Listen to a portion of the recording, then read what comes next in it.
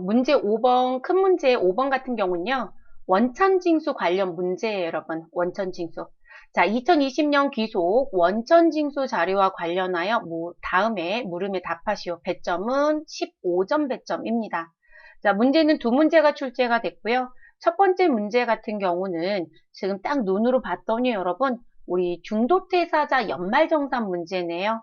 그리고 두 번째 문제는 연말정산 추가 자료 입력과 관련된 문제이고요. 자, 순차적으로 첫 번째 문제부터 진행하고 두 번째로 넘어가겠습니다. 사원 코드 150번인 사원 김채고라고 되어 있고요. 자, 그래서 김채고 씨 사무직이고 배우자와 부양가족은 없다고 얘기합니다. 2020년 3월 31일에 퇴사. 자, 이렇게 퇴사했다라고 하면 퇴사자 급여 주시고 우리 정산하는 문제가 출제한다 이렇게 보시면 될 것 같아요. 김채구 사원은 퇴사 1에 3월분 급여를 받았고 이에 대한 자료는 아래와 같다. 퇴사에 관련된 급여 자료 입력하고 중도퇴사자에 대한 연말정산을 실행하여 2020년 4월 10일에 신고해야 할 원천징수 이행상황 신고서를 작성하시오. 단, 그 회사원은 없는 것으로 가정한다. 라고 되어 있습니다. 자, 그리고 사원 김채고 씨의 2020년 3월에 급여 내역이 있고요. 지급일자는 퇴사 일자에 받았다고 했으니까 3월 31일입니다. 그리고 지급 내역에 기본급부터 상여금까지 나와져 있고 공제 내역 나와져 있습니다. 추가사항 보시면 김채고 사원은 본인 소유의 차량을 직접 운전하여 출퇴근 및 업무에 사용하였고, 자, 지금 본인 소유 차량이 있고요. 그리고 업무에 사용하였다라고 되어 있고, 아니, 당연히 업무에 써야 되니까 출퇴근 목적으로 썼겠죠, 여러분. 자, 업무에 사용하였고, 자가운전 보조금은 비과세 요건을 충족한다라고 줬어요. 자, 여러분 이것까지 줘가면서 뒤에다가 비과세 요건 충족한다라는 얘기는 별도의 경비를 지급한 건 없다. 이렇게 보시면 될 것 같아요. 그러면 여러분들은 지금 지급되어지는 수당에 여기 자가운전 보조금에 뭐라고 써놓으시면 돼요, 여러분? 비과세라고 써놓으시면 되지 않을까요? 네, 비과세. 자, 그리고 우리 식대도 비과세 요건 충족한대요. 아예 비과세라고 주었고요. 됐을까요, 여러분? 자, 그리고 저희 왜 이런 말씀 드린 적 있죠? 야간근로수당은 우리가 등록되어 있는 수당 명칭을 쓰셔도 상관이 없다라고 했어요. 왜 그러냐면 이 사람이 사무직이다라고 하게 되면 사원 등록에서 벌써 무엇으로 등록되어 있을 것이다. 우리는 생산직등 여부 자리가 부로 되어 있을 것이다 라고 얘기했었습니다. 그렇기 때문에 우리 수당 쪽에 있는 야간근로수당 비과세로 되어 있는 거 그대로 사용하셔도 문제가 되지 않는다는 거, 네, 그거 말씀드렸었고요. 자, 그러면 저희 진행할게요, 여러분. 자, 우리 중도퇴사자에 대한 급여와 연말정산이에요. 그러면 저희가 순서가 있었죠, 여러분? 그럼 저는 그 순서를 위에다 써볼게요. 일단 제일 먼저 어디 가셔라? 사원 등록. 자, 여러분 사원 등록에 가셔서 뭐 입력하셔야 돼요? 퇴사일을 입력합니다. 자, 두 번째 어디 가셔라? 급여 자료 입력. 자, 그러면 급여 자료 입력에 가셔서 여러분이 하실 일이 뭘까요? 자, 마지막 달에 급여 주셔야 되고, 그리고 우리 정산에 대한 것도 반영하셔야 되고, 자, 요거 하셔야 되겠죠? 세 번째, 자, 우리 급여 자료 입력해서 정산 반영했다라면 사실 3번은 할 필요는 없다. 그런데 우린 그냥 들어가자라고 했습니다. 자, 그 부분이 연말, 정산, 자료, 입력이라고 하는 메뉴. 자, 근데 이 메뉴에 가셔서 반드시 봐야 되는 탭은 무슨 탭이다? 중도 탭. 자, 그리고 네 번째, 여기 친절하게 줬죠, 여러분? 어디에 가시라고요? 원천징수 이행상황 신고서. 원천징수 이행 상황 신고서에 갑니다. 자, 가셔서 우리 지금 급여는 어딜 보셔야 되고, 여러분? 간이색을 보셔야 되고, 그리고 그만둔 사람은 어디에 둘 것이다? 중도퇴사에 둘 것이다.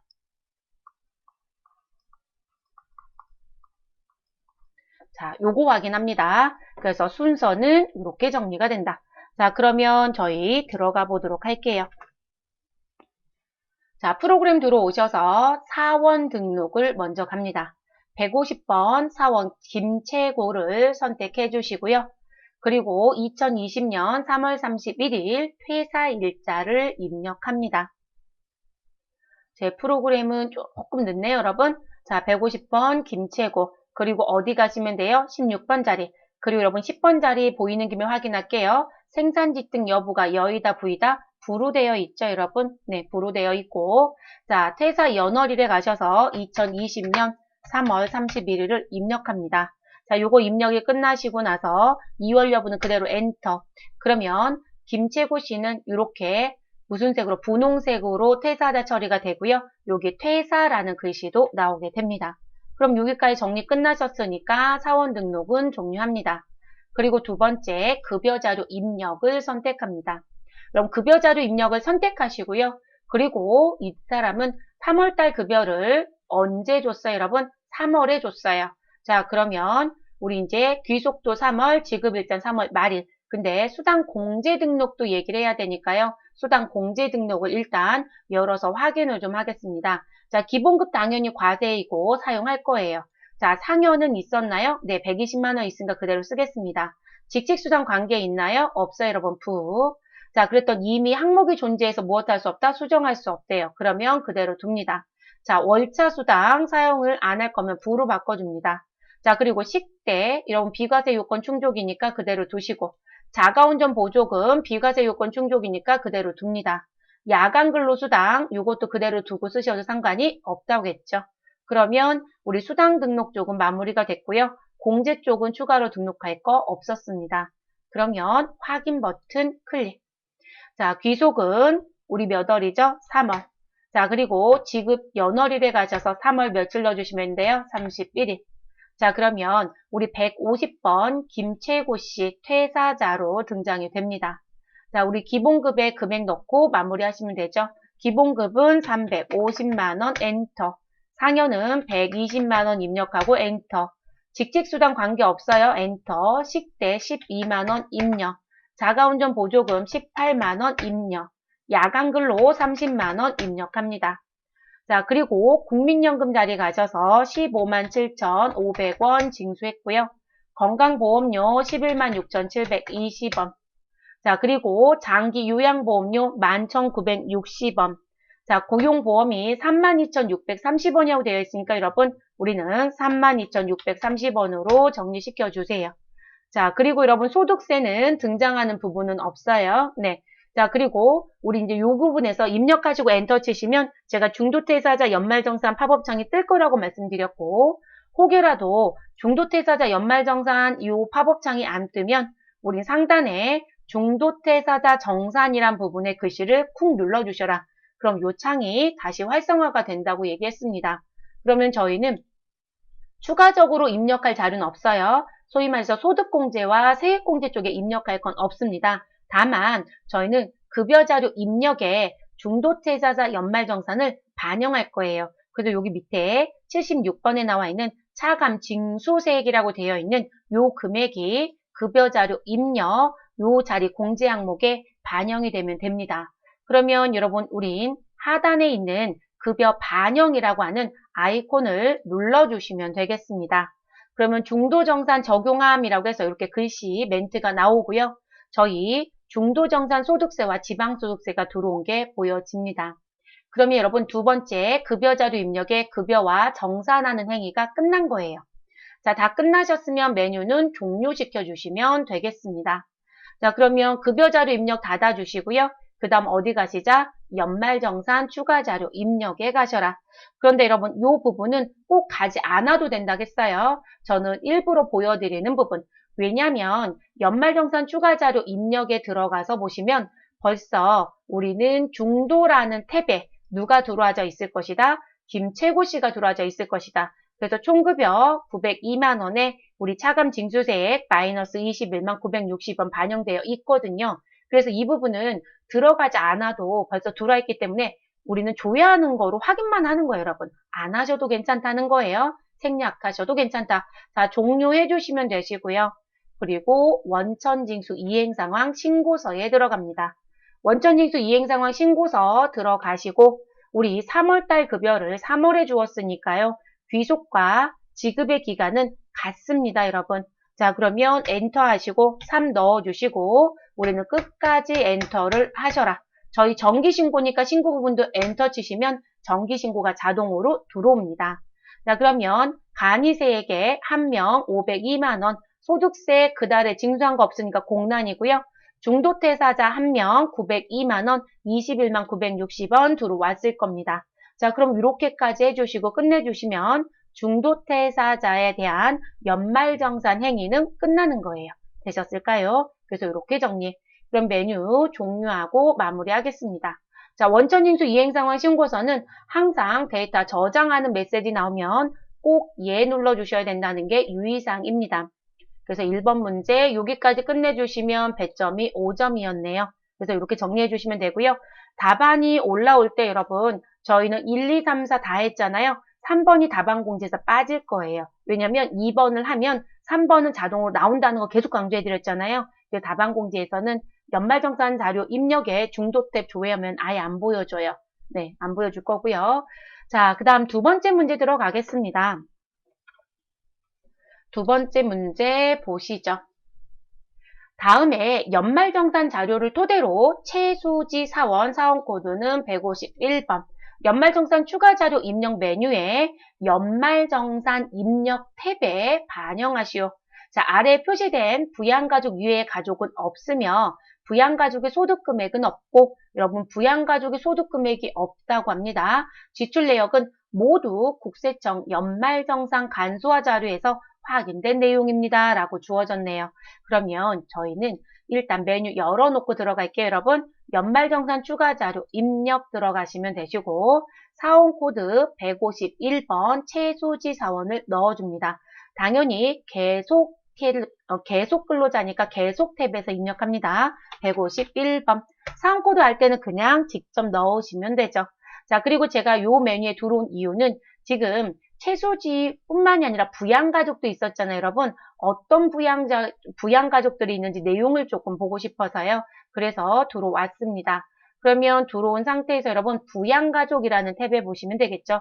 자, 최수지가 있고요. 최딸기가 있네요, 여러분. 뭐 다른 사항이 있나요? 없어요. 그럼 요거로 그냥 끝나는 거죠. 그럼 나머지 거 정리할게요.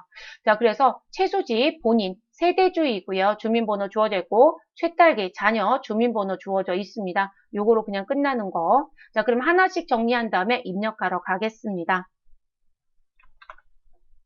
자, 최수지의 보험료부터 볼게요, 여러분. 최수지 씨. 여러분, 최수지가 본인이잖아요. 그러면 여러분, 최수지가 본인이면 본인의 지출은 특별한 결격 사유가 발생하지 않는 한 대체적 공제가 거의 다 됩니다. 자, 보험료 72만원, 생명보험료이고요. 보장성 보험이래요. 공제받는데 전혀 하자가 없죠. 동그라미 해놓습니다. 자, 의료비, 미용을 목적으로 한 성형이래요. 성형은 공제가 된다, 안 된다? 안 된다. 그래서 450만원은 X. 자, 시력보정용 안경 구입비 50. 여러분, 요건 되는 거죠? 네, 동그라미. 동네 약국에서 질병에 대한 분명히 질병이라고 되어 있습니다. 대한 의약품 구입비, 처방전 당연히 있었겠죠. 자, 그래서 처방전에 의한 구입이래요. 요거 공제가 돼야죠, 여러분. 그럼 50만원과 45만원 두 금액 더해주시면 얼마, 여러분? 우리 95만원의 의료비가 있다. 이렇게 봐주시면 되겠네요. 자, 교육비입니다. 자, 본인이에요. 최수지는. 본인은 어디까지 교육비 인정이 된다? 대학원. 그러면 대학원까지 되니까 동그라미 해주시고요. 요가학원 수업료, 학원은 취학 전 아동이 아닌 이상은 어떠한 경우도 다른 사람이 안 돼요. 그러면 X입니다. 자, 기부금, 여러분 정당 후원금, 여러분 정당 후원금은 누구밖에 안 된다고 했죠? 본인. 자, 본인 거니까 문제되는 거 없네요. 우리 동그라미입니다. 다만 입력할 때 우리는 얼마, 10만원의 정치 자금 세액공제와 우리 20만원의 기부금 세액공제로 구분해야 되겠죠. 자, 지정기부금 단체인 종교단체가 아니랍니다. 왜냐면 종교단체 기부금 있으니까요. 근데 종교단체가 아닙니다. 라고 했으니까 여러분 그냥 지정기부금이라는 부분. 그러면 우리는 종교단체 외 기부금이라고 입력하잖아요. 그래서 이 부분은 종교단체 외 기부금에 36만원 넣어주시면 되겠습니다. 자, 신용카드 대중교통 이용한 거 15만원. 그럼 여러분 우리는 그냥 대중교통으로 넣어주시면 되죠. 자, 기타 공제 가능 신용카드 사용액이라고 되어 있고요. 1,500만 원이 있습니다. 자녀의 건강진단비 결제분 90만 원 포함되어 있대요. 여기 의료비 얘기하는 거잖아요. 자, 여러분 건강진단비는 의료비 인정된다 안 된다? 됩니다. 그리고 여러분 우리 의료비 같은 경우에요. 의료비는 우리 무슨 부분? 신용카드 공제와 중복공제 돼요 안 돼요 여러분? 의료비는 신용카드 중복공제 되죠 여러분? 네, 중복공제가 됩니다. 그렇기 때문에 우리 요 90만 원 뺄 필요 없어요. 그대로 1,500만 원 그대로 공제 받으시면 되는 겁니다. 자, 본인 거니까 대중도 되고 신용카드도 됩니다. 그러니까 여러분 지금 보시면 특별한 변수들 원래 누구든 안 되는 거 말고는 거의 다 동그라미죠. 문제가 되게 쉬웠어요 여러분. 자, 그리고 자녀요. 의료비 벌써 얘기 끝냈고요. 자, 근데 의료비는 연령과 소득 아예 규제 안 한다고 했어요. 그리고 본인이 결제했기 때문에 전혀 문제가 없습니다. 교육비, 어린이집 납입액이라고 얘기합니다. 여러분, 어린이집은 교육비 범위에 들어오죠, 여러분? 공제 받으시면 됩니다. 다만 이 어린이집 입력할 때 이 아이는 학교를 갔다, 안 갔다, 안 갔다. 그래서 취약전 아동에 넣어주시면 되겠습니다. 여러분, 정리 끝난 거죠? 저희 본수업 때 집중심화 이런 거 풀었었던 문제들하고 비교해봤을 때 문제가 아주 어려우신가요? 그렇지 않아요, 여러분. 네, 문제 안 어려우시죠? 네. 자, 그러면 저희 입력을 해보도록 할게요. 어디 가시면 돼요, 여러분? 연말정산 입력 탭을 선택해 주시면 되겠습니다. 자, 그리고 항상 입력하실 때 소득공제 먼저 넣으시고 세액공제 순으로 넘어갑니다. 그럼 여러분 지금 나와져 있는 부분 중에 소득공제 누가 있다? 신용카드가 있네요.